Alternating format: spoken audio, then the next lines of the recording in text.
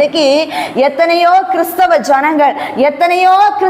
ஜனங்கள் தங்களுடைய கரத்தை இன்னைக்கு நாள் பார்க்கிறவங்களுடைய கையில கொண்டு நீட்டி கொண்டு நிற்கிறாங்க. ஜோசியக்காரர்கிட்ட போய் நீட்டி கொண்டு நிற்கிறாங்க. ஜாதகம் பார்க்கிறவங்கிட்ட போய் நீட்டி கொண்டு நிற்கிறாங்க.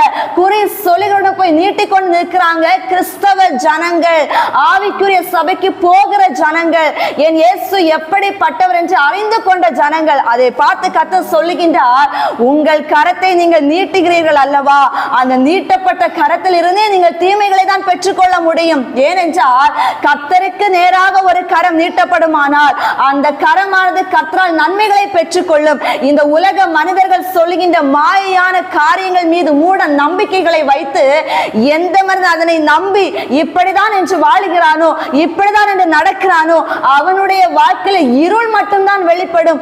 அவனுடைய வாழ்க்கையில கண்ணீர் தான் வெளிப்படும். அவனுடைய வாழ்க்கையில தோல்விதான் ஏற்படும். ஆனால் இயேசுவை நம்பி ஒரு மனிதன் கடத்தை நீட்டினால், எந்த ஜோசியக்காரன் சொன்னாலும், எந்த குறி சொல்லுகிறவன் சொன்னாலும், எப்பேற்பட்ட மந்திரவாதி சொன்னாலும் எல்லாமே அவமாய் போகும் என் இயேசுவின் வார்த்தைக்கு முன்பதாக. ஏனென்றால் வாழ்க்கை கொடுத்தவர் அவர், ஜீவனை கொடுத்தவர் அவர், வாழ வைக்க அவராலே முடியும், உருவாக்கினவர் அவர் என்பதனால். அல்லேலூயா.